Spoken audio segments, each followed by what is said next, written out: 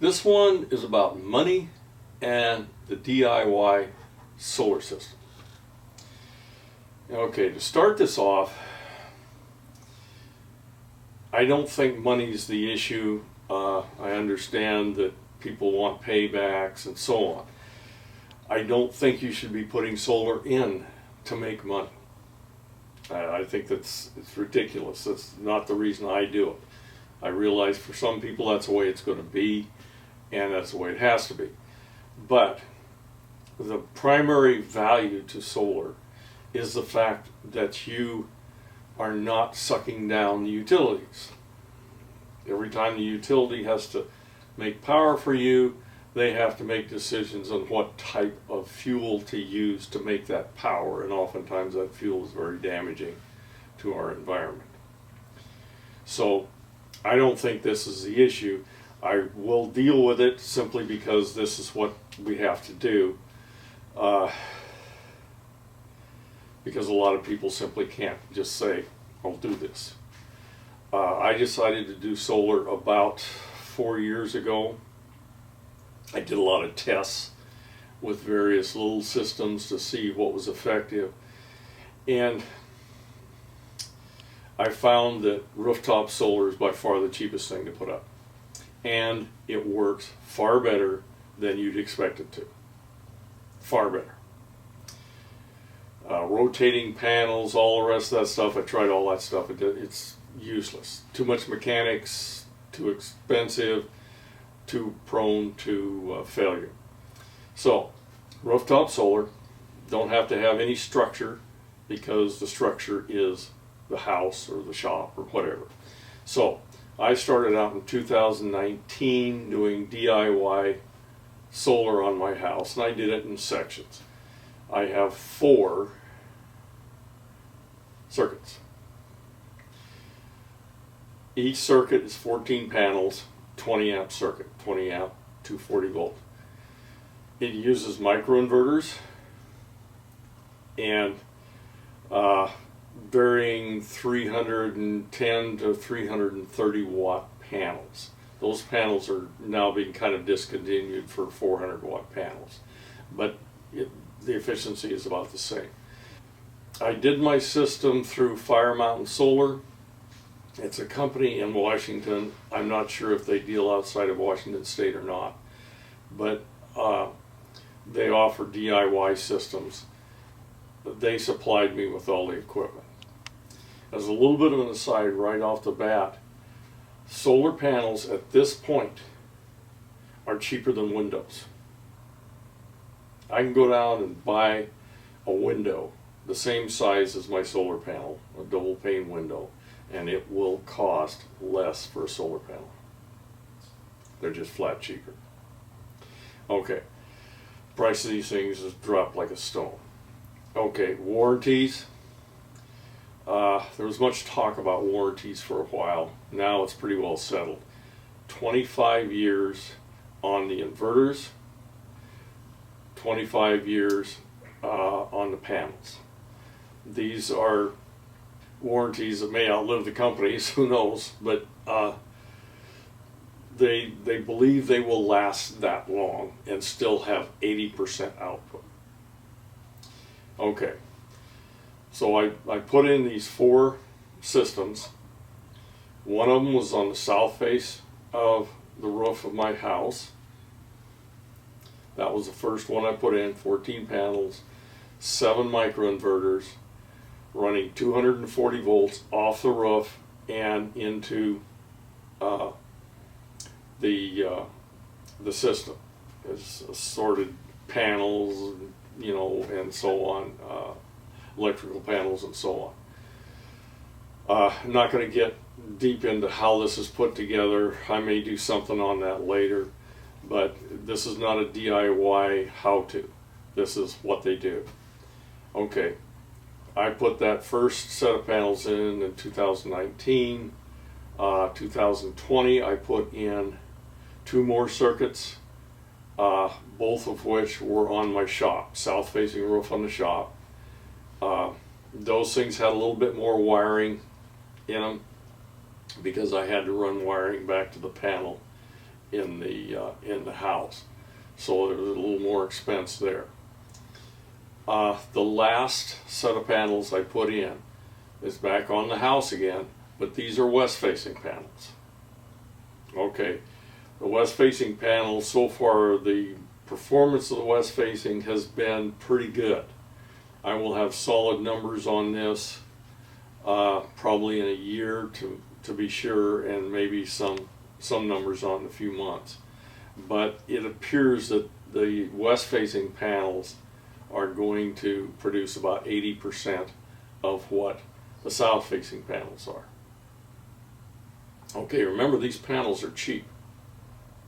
They're not a very expensive product to put up. Okay, so what did I have total in a DIY system with 4 circuits? I had $15,000, right at $15,000 invested in this thing to start with. It's just materials only, of course. If it was installed by a contractor, it looks like it would be $38,000 to $40,000 at today's numbers. Okay, a little more expensive than DIY. So now we get to payback. How much electricity does it save? I went back to before I had any solar panels at all, and I went over my bills, and I found I had around $900 in electricity expenditures per year. Now that can vary, with different people, but so $900. Here's the one that really made the difference. The 900 is not a whole lot. It's going to take quite a while to pay it back. However, I drive an electric car, and so I charge it at home 90% of the time at least. With gasoline at $3.50 a gallon, which it is right now, I don't know what it's going to do in the future, but that's what it is right now.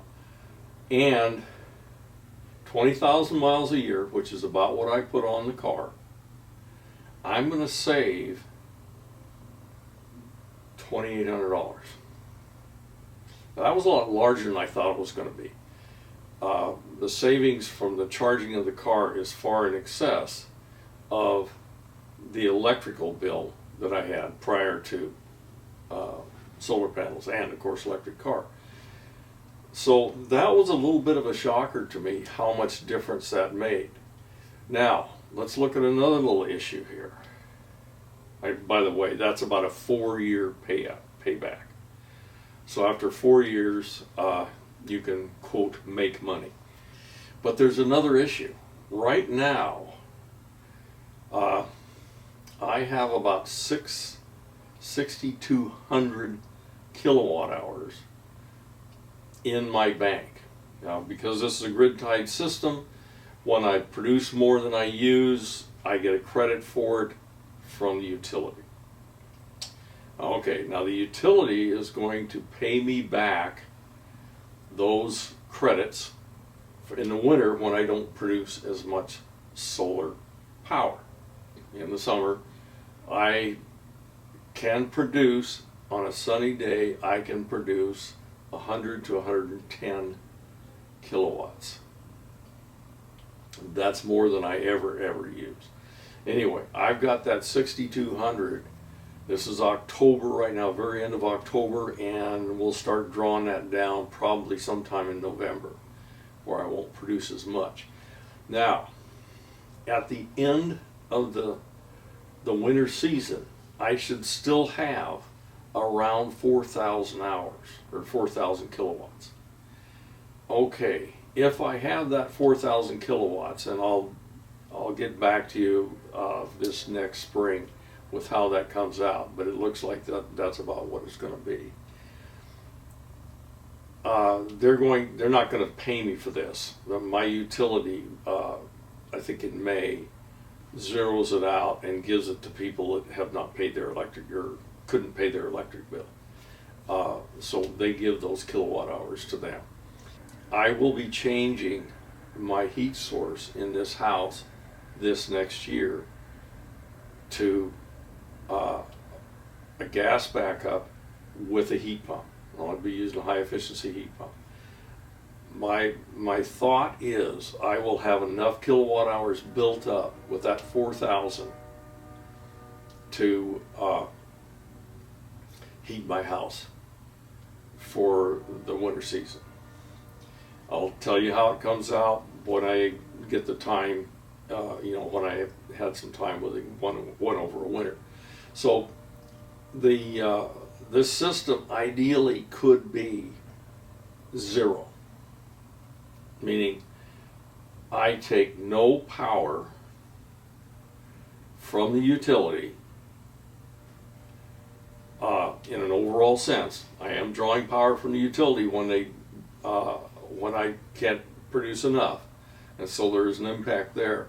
When I get this to the point that I are pretty much zeroed out, that's where I want to be, because at that point I have the least impact on my environment that I can have. I spent my entire life burning fuel for various reasons.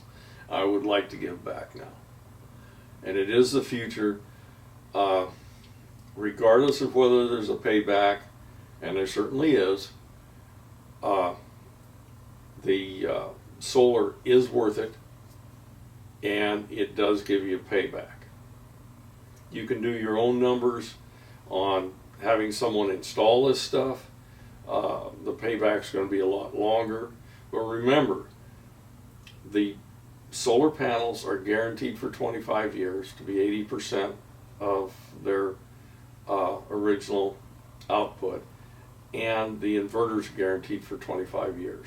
At the end of 25 years, or maybe 30, because I had a new roof on the house when I started this, the roof's going to be worn out, and I will have to replace the roof. When I replace the roof, the panels will also be replaced, and they'll probably be far more efficient at that time. Love to hear comments on how I've done this system and what you think about it. But from my point of view, this is probably the smartest thing I've done in a long time, especially from an environmental standpoint. That's it on this one.